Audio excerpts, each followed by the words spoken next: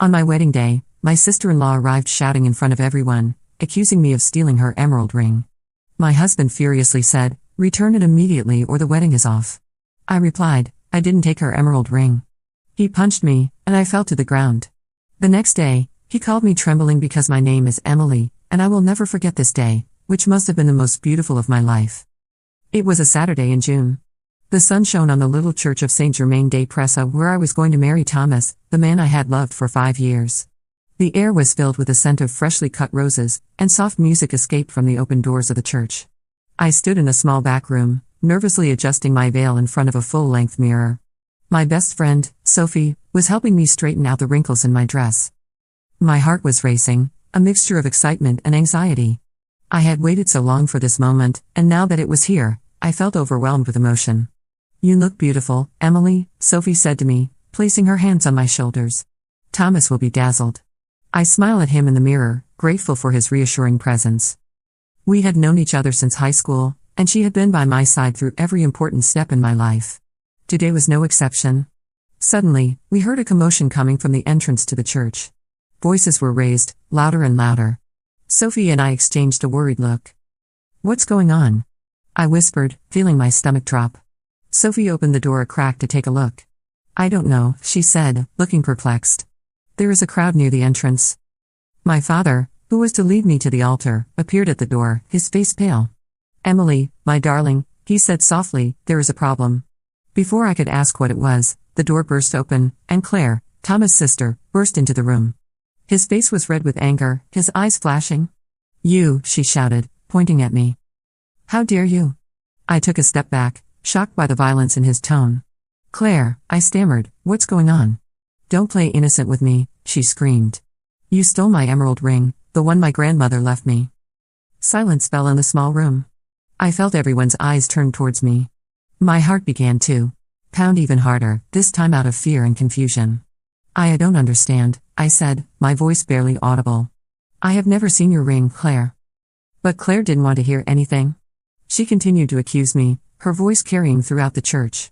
I could hear the murmurs of the guests, their worried whispers. Thomas appeared at the door, his face serious. His eyes moved from his sister to me, incomprehension written on his face.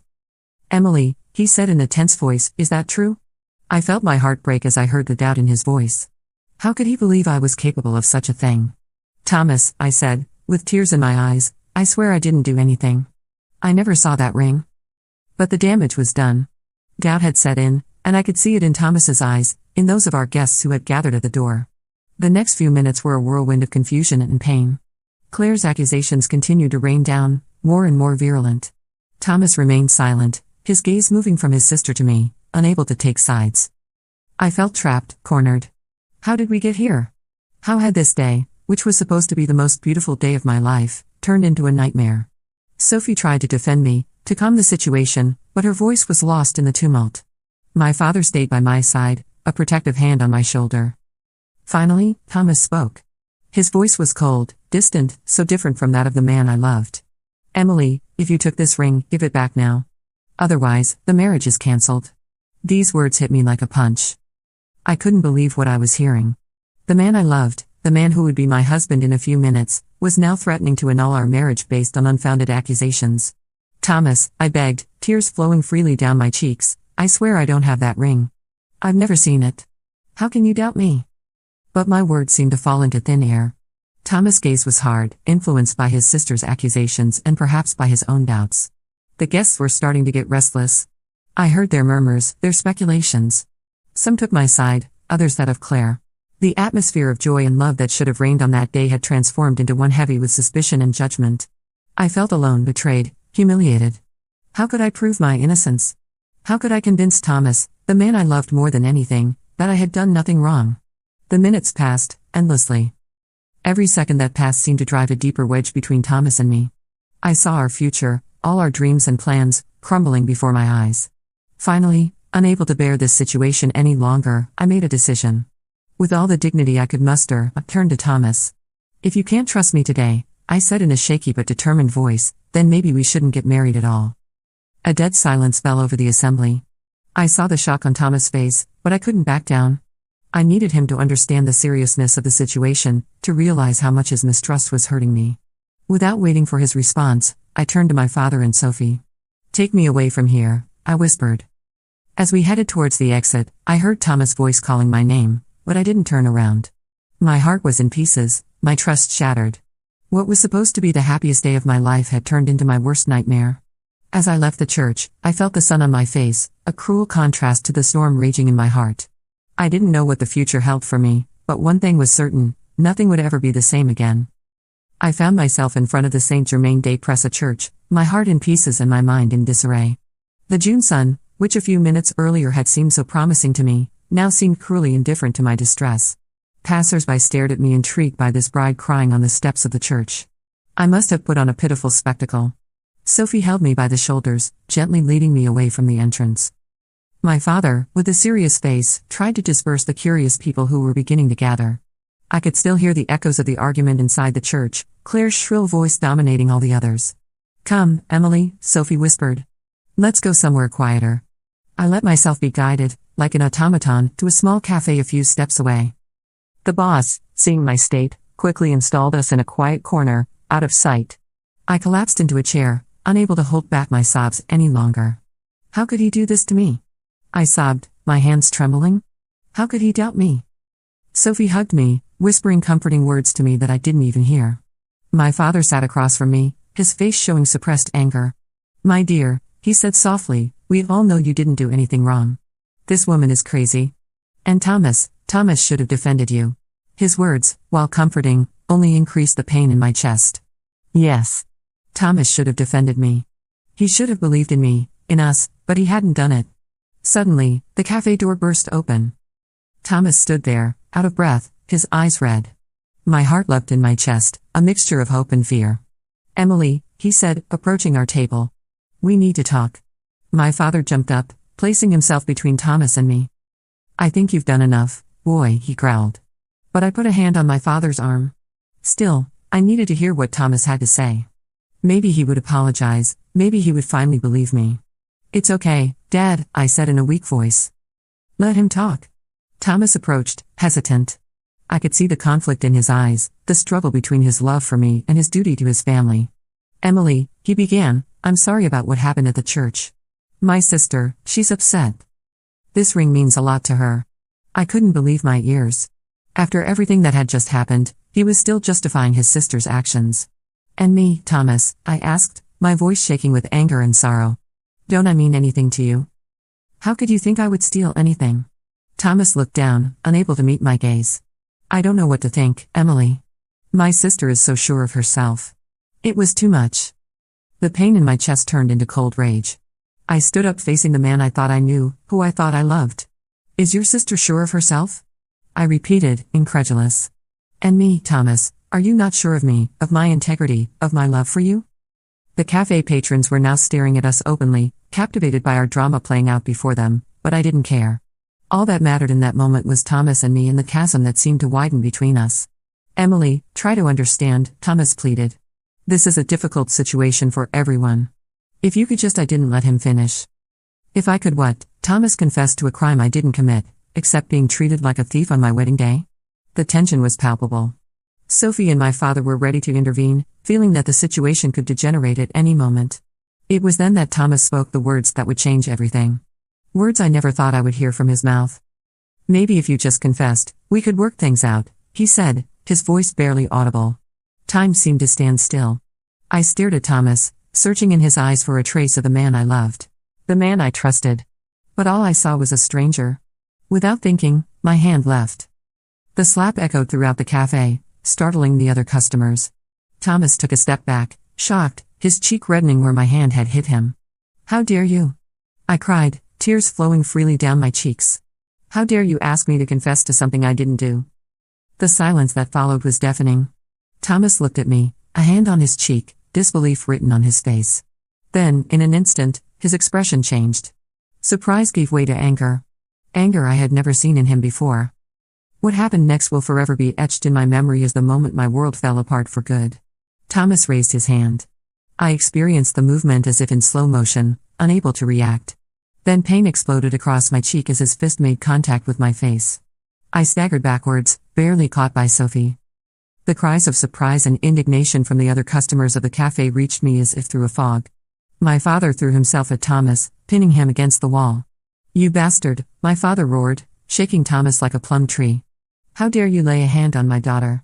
The owner of the cafe intervened, separating the two men. "Out," he shouted. "Everyone get out of here before I call the police."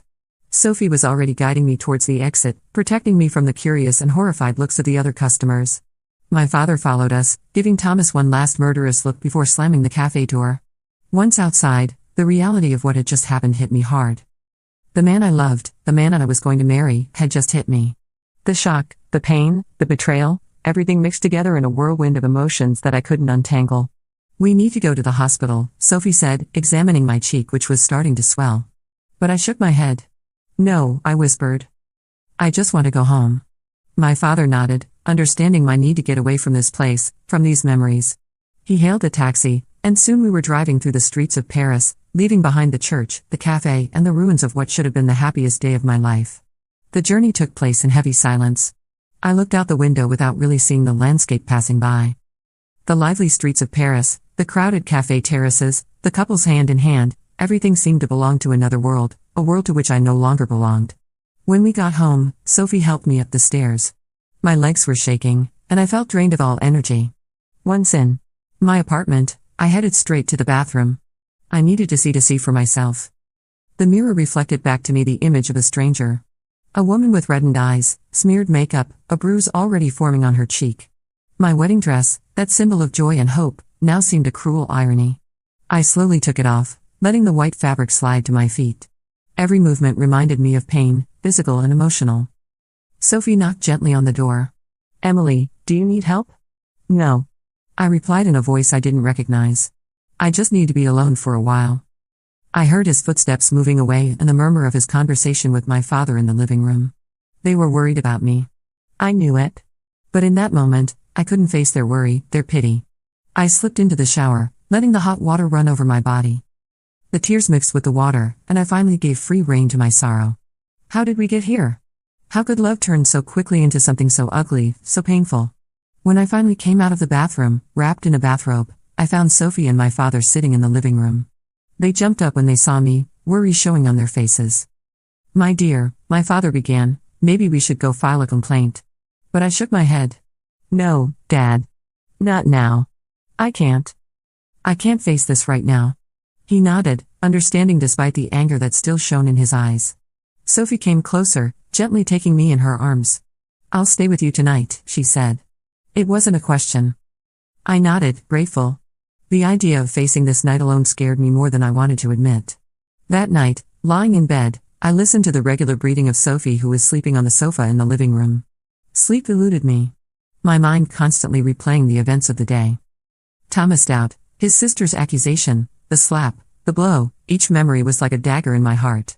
As the first light of dawn began to filter through the curtains, I made a decision. I couldn't let this day define the rest of my life. I had been a victim, yes, but I refused to remain a victim. Somehow, I had to find the strength to move forward, to rebuild my life. With this resolution, I finally felt sleep overtaking me. A restless sleep, populated by confused dreams, but a sleep all the same. And when I woke up, I would have to face a new day, a new reality. A reality where I was no longer the bride-to-be, but a woman betrayed, hurt, but determined to get back up. The next morning, I was awakened by a ray of sunlight filtering through the curtains. For a brief moment, everything seemed normal. Then the searing pain in my cheek brought me back to reality. The events of the day before came flooding back to me like a tidal wave, leaving me breathless. I sat up slowly in my bed, each movement seeming to require superhuman effort. My reflection in my dresser mirror made me wince. A purplish hematoma spread across my left cheek, a cruel testimony to Thomas's betrayal. Sophie was still sleeping on the living room sofa. I quietly slipped out of the room, not wanting to wake her. In the kitchen, I turned on the coffee maker, the familiar sound bringing a semblance of normalcy to what was shaping up to be anything but a normal day. My phone, which I had turned off the day before, was taunting me on the counter. I knew I would have to turn it on at some point, face the outside world, but not now. Not right away. The coffee flowed slowly, its aroma filling the kitchen. I stared at the filling cup, trying to collect my thoughts. What should I do now? How was I going to explain the situation to my family, my friends, my colleagues? Shame and anger warred within me, leaving me confused and exhausted. Emily. Sophie's sleepy voice pulled me from my thoughts. She stood in the doorway, her hair disheveled, her face marked with worry. How are you feeling? I shrugged my shoulders, unable to find the words to describe the whirlwind of emotions inside me. Sophie came closer, enveloping me in a silent embrace. This simple gesture of affection brought back the tears that I had been holding back since I woke up. I'm here, she whispered, rubbing my back gently. We're going to get through this together. We stayed like that for a moment, the silence of the kitchen broken only by the sound of the coffee maker.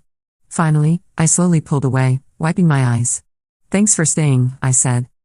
My voice hoarse from crying. Sophie smiles at me sadly. That's normal.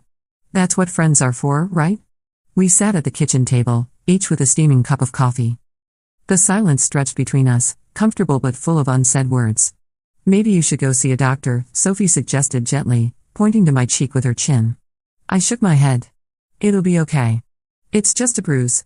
Sophie frowned, visibly disagreeing, but didn't persist. She knew when not to push. What are you going to do now? She asked after a moment. That was the €1,000,000 question. What was I going to do? My world had fallen apart in the space of a day. The future that I had imagined, planned, had evaporated like smoke. I don't know, I finally admitted. I guess I'll have to cancel the honeymoon, tell the guests that the wedding is cancelled, face my family, my colleagues. The to-do list seemed endless and overwhelming. How was I going to explain what happened? The truth seemed too cruel, too humiliating to share. You don't have to do everything right away, Sophie said, placing her hand on mine. Take the time you need. I nodded, grateful for his understanding, but I knew I couldn't put off the inevitable forever. With a sigh, I reached for my phone. It was time to face reality. As soon as I turned on the device, it started vibrating frantically. Dozens of notifications appeared, missed calls, messages, emails. Most came from family and friends, worried about not having any news. A few came from Thomas. My finger remained hovering over his name. Should I read his messages? What could he possibly have to say to me after what he had done? Before I could make a decision, the phone started ringing. My mother's name appeared on the screen. I took a deep breath and answered. Hello, Mom. Emily. My God. Finally. We were worried to death. What happened? Where are you? My mother's questions poured out like a torrent. I closed my eyes, searching for the strength to respond. I'm home, Mom, I said softly. I'm fine. It's just the wedding is cancelled. There was silence on the other end of the line. Then, in a hesitant voice, cancelled? But why? What happened, my darling? I glanced at Sophie, who nodded encouragingly. Taking a deep breath, I began to recount the events of the day before. The accusations from Thomas' sister, his lack of confidence in me, the argument at the cafe. When I got to the moment when Thomas had hit me, my voice cracked. The shock gasp from my mother on the other end of the line made me realize how serious the situation was. Oh, darling, she whispered, her voice trembling with emotion. I'll be right there. Despite my protests, she insisted on coming. An hour later, she was at my door, her arms full of shopping bags. I thought you might not want to go out, she explained, placing the bags on the kitchen counter. His gaze lingered on my face, and I saw his eyes fill with tears. Without a word, she took me in her arms, holding me tight against her like when I was little. The day passed in a blur of telephone conversations and visits. My father arrived shortly after my mother, anger and worry warring across his face. My brothers called, offering to look after Thomas, an offer I firmly declined despite a little voice inside me that found the idea tempting. Sophie stayed by my side, screening calls, managing visitors, making sure I ate and rested. His presence was a rock I clung to in the storm of my emotions. Towards the end of the afternoon, just as I was starting to feel overwhelmed by everything that was going on, my phone rang again. Thomas' name appeared on the screen. The room seemed to freeze. My parents and Sophie looked at me, waiting for my reaction. My heart was racing as I stared at the screen, unsure. You don't have to answer, my father said softly. But I knew I had to do it. If I wanted to move forward, I had to face this conversation. With a trembling hand, I answered, Hello, Emily. Thomas' voice was hoarse, as if he had been crying. I am so sorry. I don't know what came over me. I interrupted, surprising even myself with the firmness of my voice. You can't erase what you've done with an apology, Thomas. There was silence on the other end of the line. Then, in a broken voice, I know I ruined everything, but I have to see you. There's something you need to know. My heart leapt in my chest. What could he possibly have to say to me? Part of me wanted to hang up, to cut all ties, but another part, smaller but insistent, wanted answers. I don't think that's a good idea, I finally said. Please, Emily, he pleaded. Just once. After that, if you never want to see me again, I'll understand. I closed my eyes, weighing the pros and cons. Finally, curiosity won out. Okay, I conceded. But not today, and not alone. We agreed to meet the next day at a cafe near my house. Sophie insisted on accompanying me, and I accepted gratefully. After hanging up, I turned to my family and Sophie. Their faces reflected a mixture of concern and support. Are you sure you want to see him? My mother asked, her voice tinged with apprehension. I nodded. I need to know. I need to understand why all this happened. That night, I lay in bed and stared at the ceiling, unable to fall asleep. What could Thomas have to say to me? What could possibly justify what had happened? As dawn began to break, I got up, resigned to a sleepless night. I made myself a coffee and sat on the balcony, watching Paris slowly wake up. Whatever this day had in store for me, I knew one thing. Nothing would ever be the same again. But maybe, just maybe, I would find the answers I needed to start healing. The day of my meeting with Thomas dawned, gray and threatening. The Parisian sky seemed to reflect my state of mind, heavy with unanswered questions and apprehension.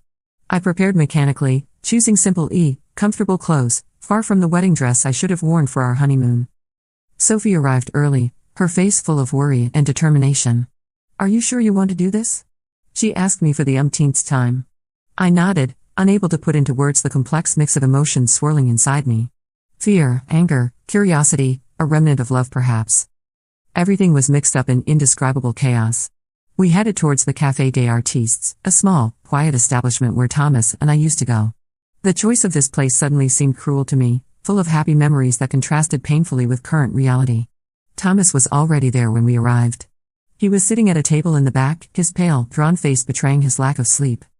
When he saw us, he stood up awkwardly, visibly hesitating how to greet us. Emily, he said softly, his eyes lingering on my face, on the still visible mark of his blow. Guilt and shame were clearly visible in his eyes. Thomas, I replied coldly, sitting down without offering him my hand. Sophie took a seat next to me, her presence reassuring. A heavy silence settled. The waiter came to take our orders, providing a brief welcome distraction. Finally, Thomas took a deep breath.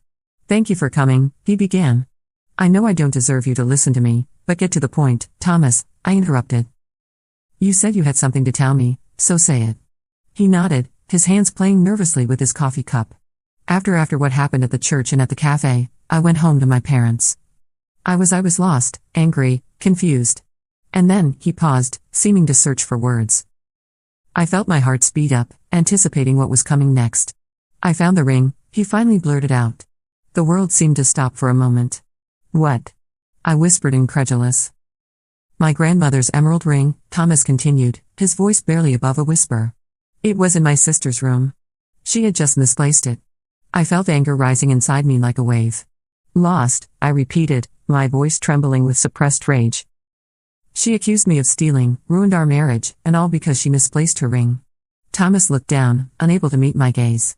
I'm so sorry, Emily. I should have believed you. I should have. Yes, you should have. I exploded, attracting looks from the other customers. But at that moment, I didn't care. You should have trusted me. You should have defended me. Instead, you had me. Words failed me. Memories of the blow resurfaced, reviving the pain and humiliation. Sophie placed a soothing hand on my arm. Calm down, Emily, she whispered. Then, turning to Thomas, and your sister? What did she say when you found the ring? Thomas' face twisted into a grimace of shame. She refused to admit her mistake. She said that she had probably put it there and forgotten, but that Emily could still have taken it and put it back. I couldn't believe my ears. Even in the face of the evidence, this woman refused to admit her wrongs. And you believed her? I asked incredulous. Thomas shook his head vigorously. No. Of course not. I had a huge argument with her. I told her that her behavior was unacceptable, that she had ruined our marriage, our happiness. He paused, running a trembling hand through his hair. I left their house. I haven't spoken to them since. A heavy silence settled at our table. I stared at my coffee cup, trying to digest this new information. Part of me was relieved that the truth had come out, that my innocence had been proven. But another, larger part remained hurt and angry. For what? I finally asked, my voice barely above a whisper. Why didn't you believe me from the start? Thomas looked up at me, his gaze filled with remorse. I wish I had a good answer to give you, Emily. The truth is that I was a coward. I always had trouble standing up to my sister. You know that. And that day, faced with her accusations, I panicked. I should have trusted you. I should have remembered everything we had experienced together, but I left the fear and the doubt take over. His words resonated within me, bringing back memories of our past discussions about his complicated relationship with his sister. How many times had I tried to encourage him to assert himself in front of her? How many times had I witnessed his discomfort at family dinners? That's not an excuse, Thomas continued, interrupting my thoughts. Nothing can excuse what I did. Hitting you, it's unforgivable. I will never forgive myself. I felt tears welling up in my eyes. You're right, I said softly. This is unforgivable. Thomas nodded, accepting my words. I know. I didn't come here to ask you to forgive me, Emily. I just wanted you to know the truth. You deserve at least that. We remained silent for a moment, each lost in our thoughts. Coffee around us continued its activity, the conversations and the noise of the cups forming a strange sound background to our personal drama. What are you going to do now? Sophie asked, breaking the silence. Thomas housed her shoulders. I don't really know. I took a leave at work. I think I need to step back, think about it all. Maybe consult a therapist. I don't want to never again be this man who raised his hand on the woman he loves. His words touched me more than I wanted to admit. Despite everything that had happened, a little part of me was relieved to see that he recognized the gravity of his actions. And you, Emily? He asked softly. What are you going to do? I took a deep inspiration, realizing that I had not really thought about this question. In recent days had been a whirlwind of emotions and reactions, leaving me shortly to think about the future. I don't know, I admit. I guess I will have to officially cancel the wedding, warn the guests, and then there is work. I don't know how I will explain all that. I can help you, proposed Thomas. For the cancellations, to say the least, I hesitated for a moment before nodding my head. Okay. But I prefer that it is Sophie who does the intermediary. I don't think I am ready to have more contact with you for the moment. Thomas nodded. Understanding. Of course. I understand. While our meeting was coming to an end, I felt strangely empty. The revelation of the truth should have given me a feeling of satisfaction, of justice. But instead, I just felt tired. Tired and sad for everything that had been lost. We lifted ourselves, the heavy atmosphere of unsaid and regret. When leaving, Thomas made a gesture as if to touch me, but was delighted at the last moment. I'm really sorry, Emily, he said one last time, for everything. I looked at him, this man I liked, whom I thought I knew. Despite pain and anger, I couldn't help but feel a hint of pity for him.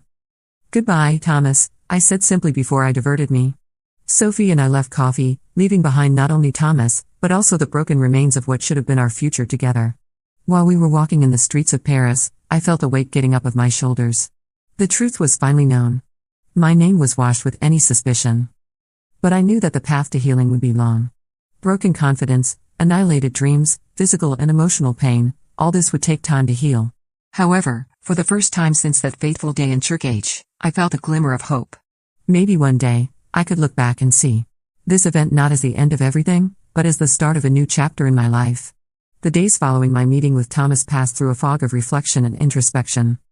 The revelation of the truth about the ring had brought a certain relief, but it had also opened the door to a myriad of questions about my future.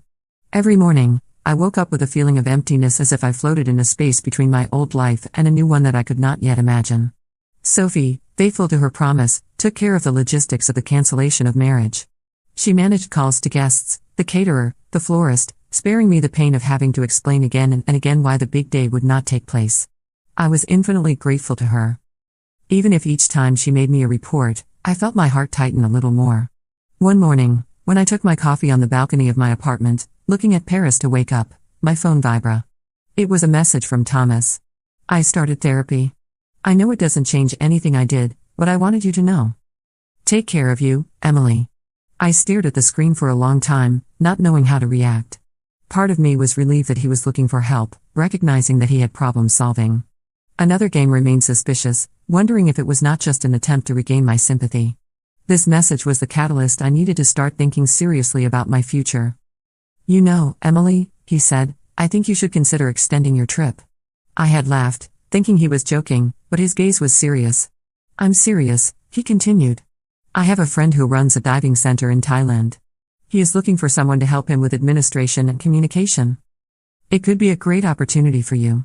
The idea first seemed to me crazy. Me in Thailand, working in a diving center. It was light years from my Parisian life, my work in finance. But the more I thought about it, the more the idea made its way. Wasn't that exactly what I needed? A chance to reinvent me completely, far from everything that reminded me of my old life? After several days of reflection and long conversations with Sophie via Skype, I made my decision. I was going to do it. I was going to extend my sabbatical leave and leave for Thailand.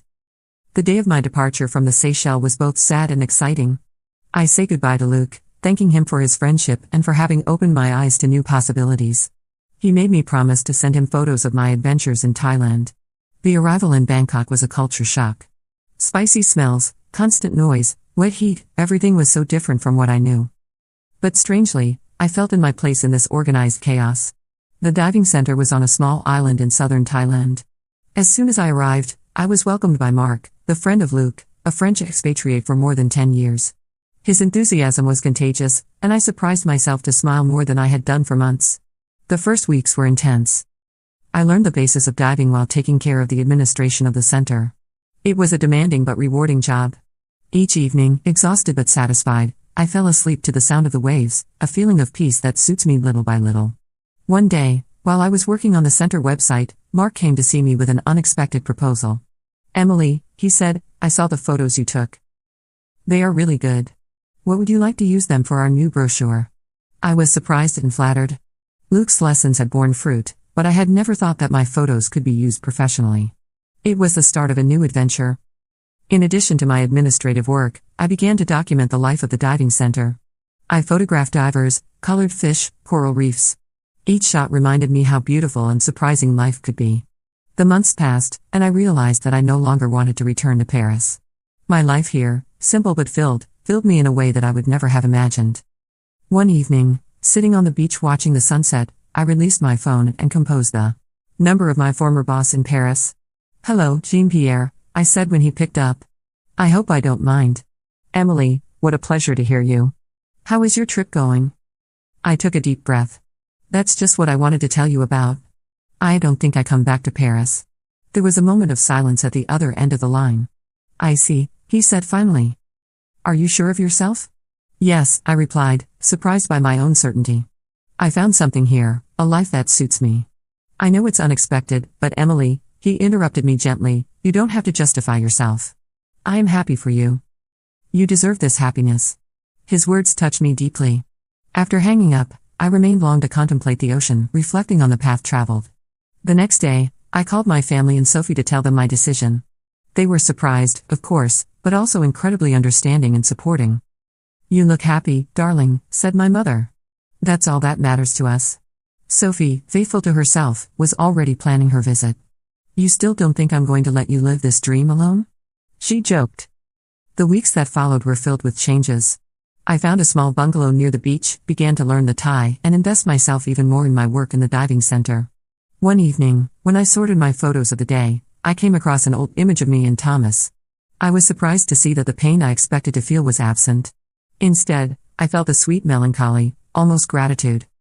Without this painful experience, I would never have had the courage to leave everything, to really discover myself. I took my newspaper and started writing, as I did it every night since my departure from Paris.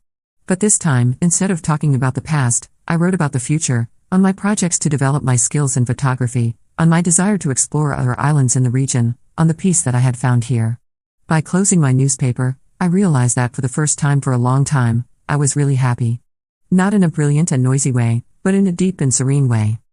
The path had been long and difficult, but I had finally found my place.